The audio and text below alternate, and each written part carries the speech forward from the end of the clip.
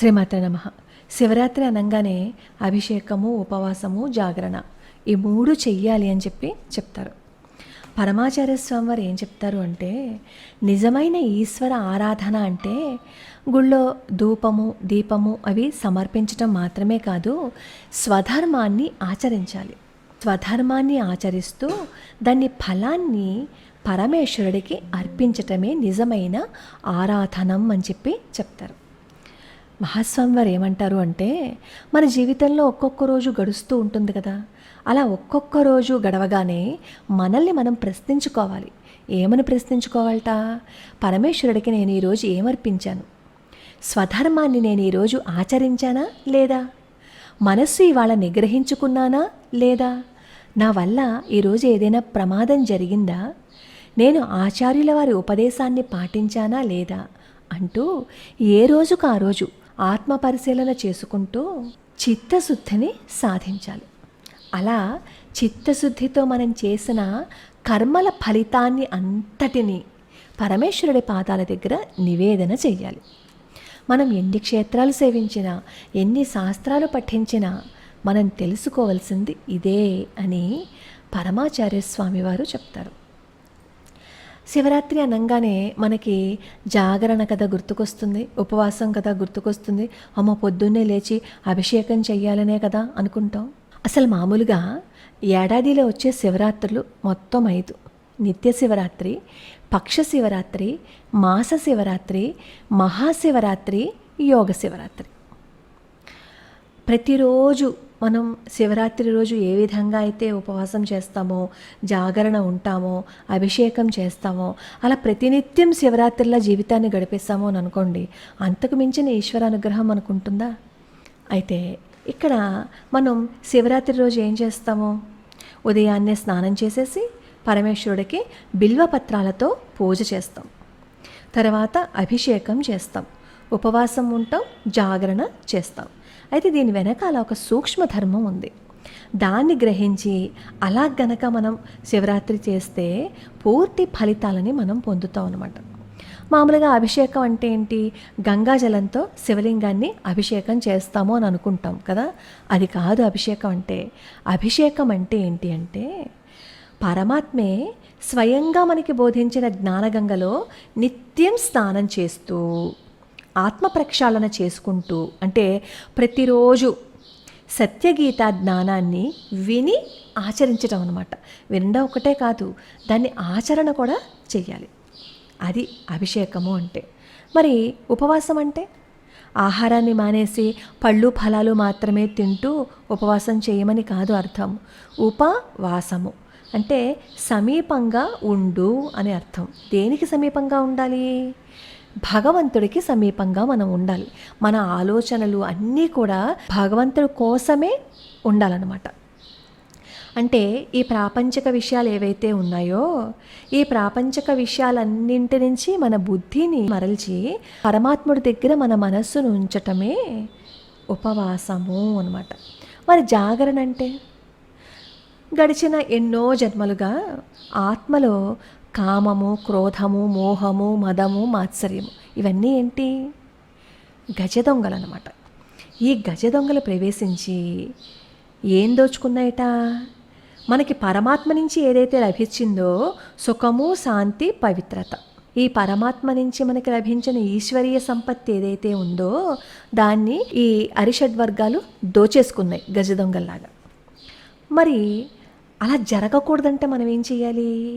ఆత్మజ్యోతిని వెలిగించి మన చుట్టూ ఉన్న అజ్ఞాన అంధకారాన్ని తొలగించి స్వరూప స్వధర్మ స్వగుణ స్వధామముల జ్ఞానాన్ని కలిగి కామక్రోధాదులు మన ఆత్మని అంటకుండా జీవితాన్ని గడపడం నిజమైన జాగరణ.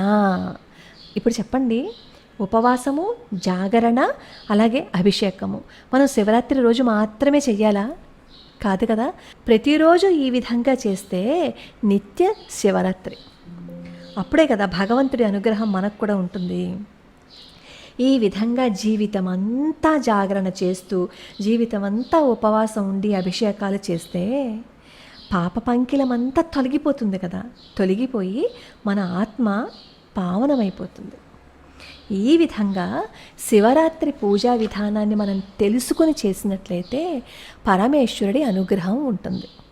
అప్పుడు మీరు అంటారు, సరేలేండి ఇవన్నీ అందరికీ తెలుసు, అసలు మామూలుగా చెప్పండి అభిషేకం అంటే ఏంటి అని. అసలు మామూలుగా ఏం చేస్తాం, పొద్దున్నే స్నానం చేసిన తర్వాత అభిషేకం చేసేసి సాయంత్రం ఖచ్చితంగా ప్రదోష వేళలో దగ్గరలో ఉన్న శివాలయానికి వెళ్ళటం అలవాటు చేసుకోండి. అది ప్రతిరోజు చేసుకుంటే చాలా మంచిది. కనీసం ఈ శివరాత్రి రోజైనా వెళ్తే మంచిదన్నమాట. అయితే మరి పొద్దున్న ఇంట్లో అభిషేకం ఎలా చేసుకోవాలి? మాకు రుద్ర నమక చమకాలు రావు, స్వరయుక్తంగా రాదు, మరి ఏదైనా రికార్డింగ్ పెట్టుకుని అభిషేకం చేసుకోవచ్చా? రికార్డింగ్ పెట్టుకుని అభిషేకం చేసుకోవద్దు అని ఎప్పటి నుంచో చెప్తున్నాను. ఎందుకు పెట్టుకుని చెయ్యొద్దన్నానో కూడా మీకు శాస్త్రీయంగా నిరూపణ చేసి, మొన్న మెన్సురేషన్ గురించి ఏ విధంగా అయితే సైన్స్ చెప్పిందో అదే విధంగా ఈ వీడియోలు పెట్టుకుని చేయటం వల్ల ఫలితం లేదు అనే విషయాన్ని శాస్త్రీయంగానే మనం మాట్లాడుకుందాం. అయితే రుద్ర నమక చమకాలు రావు. ఇప్పుడు ఏం చేయాలి? రుద్ర నమక చమకాలు రాకపోతే ఏ టేప్ రికార్డరు పెట్టుకోవద్దు. చక్కగా ఒక ప్లేట్లో శుభ్రంగా మీ దగ్గర ఉన్న శివలింగాన్ని తెచ్చుకొని కడిగి అక్కడ పెట్టి, పంచామృతాలు ఉంటే పంచామృతాలతో అభిషేకం చేసుకోవచ్చు. లేదు అంటే స్వచ్ఛమైన నీరు ఉంటుంది కదా, ఆ నీటిని తెచ్చి పరమేశ్వర అంటూ మీకు నచ్చిన పరమేశ్వరుడి నామాన్ని అలా స్మరణ చేస్తూ ఉంటే ఆ నామం మంత్రమైపోతుందన్నమాట. అలా మీకు నచ్చిన ఏదో ఒక నామాన్ని పట్టుకుని అక్షర లక్షల జపం చేసినట్లయితే అది సిద్ధిస్తుంది అని చెప్పి చెప్తారు. ఆ సిద్ధిస్తుంది అనడానికి ఎన్నో ఉదాహరణలు ఉన్నాయి. అవన్నీ మనం తర్వాత చెప్పుకుందాం.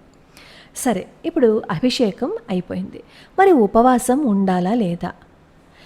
మీరు ప్రదోష వేళలో శివాభిషేకం చెయ్యాలి అని అనుకుంటే పొద్దున్నుంచి ఉపవాసం ఉండగలిగిన వాళ్ళు ఉపవాసం ఉండి ప్రదోష వేళలో ఇంట్లో అభిషేకం చేసుకోవచ్చు. లేదు అంటే పొద్దున్నుంచి ఉపవాసం ఉండి పళ్ళు ఫలాలని తీసుకుంటూ సాయంత్రం ప్రదోష వేళలో శివాలయానికి వెళ్తే అక్కడ సుస్వరంగా రుద్రాభిషేకాన్ని చదువుతూ అభిషేకం చేస్తూ ఉంటారు. మహాస్వామి వారు ఒక మాట చెప్తూ ఉంటారు. రుద్రాభిషేకం జరుగుతూ ఉంటే రుద్రాభిషేకం చేసుకోగల అర్హత లేని వాళ్ళు వీళ్ళందరూ శివాలయంలో జరుగుతున్న అభిషేకాన్ని కళ్ళతో చూస్తూ అది వింటే స్వయంగా రుద్రాభిషేకం చేసుకున్న ఫలితం వస్తుంది అని చెప్పి చెప్తారు. కాబట్టి శివరాత్రి రోజున అభిషేకం చేసుకోవడం రాకపోతే చక్కగా శివాలయంలోకి వెళ్ళి అది వింటూ అలా చూస్తూ నమస్కారం చేసుకుంటే ఇంట్లో అభిషేకం చేసుకున్న దానికంటే కూడా అత్యంత ఎక్కువ ఫలితాన్ని మనకి భగవంతుడు ఇచ్చేస్తాడనమాట. మనం ఎప్పుడూ ఒకటి గుర్తుపెట్టుకోవాలి, ఏ పండుగకైనా దేనికైనా సరే స్వధర్మాన్ని పాటిస్తూ ఎవరిని బాధ పెట్టకుండా మనం నిర్వర్తించవలసిన కర్తవ్యాలను నిర్వర్తిస్తూ భగవంతుడికి నమస్కారం చేసుకుంటే భగవంతుడి అనుగ్రహం మనకి ఎప్పుడూ ఉంటుంది. అలాగే గోమాత సేవ చేస్తూ పశుపక్ష్యాదులను హింసించకుండా ధర్మబద్ధమైన జీవితం గడుపుతూ ఉంటే పరమేశ్వరుడి అనుగ్రహం ఉంటుంది అనే విషయాన్ని మనం ఎప్పుడూ మర్చిపోకూడదు. చేతనైనంతగా మనకొచ్చిన విధంగా మన మాటలతో పరమేశ్వరుణ్ణి పిలిచి మన మనస్సు అనే సింహాసనంలో కూర్చోపెట్టాము అని అనుకోండి, ఆ భావన ఎంత బాగుంటుందో ఒకసారి చూడండి. అలా ఒక్కసారి మనసు పెట్టి పరమేశ్వరుణ్ణి పిలిచి మీ హృదయ సింహాసనంలో కూర్చోపెట్టండి. పరమేశ్వర, నా మనసులో ఏం లేవు, చాలా ప్రశాంతంగా ఉంది, రా నా మనసులో కూర్చో, నీకు సింహాసనం వేసి కూర్చోపెట్టాను అని నిష్కల్మషమైన మనసుతో పిలిస్తే పరమేశ్వరుడు వచ్చి మన హృదయ సింహాసనాన్ని అలంకరించి తీరతాడనమాట. లోకా సమస్తా సుఖినో భవంతు, సర్వే జనా సుఖినో భవంతు.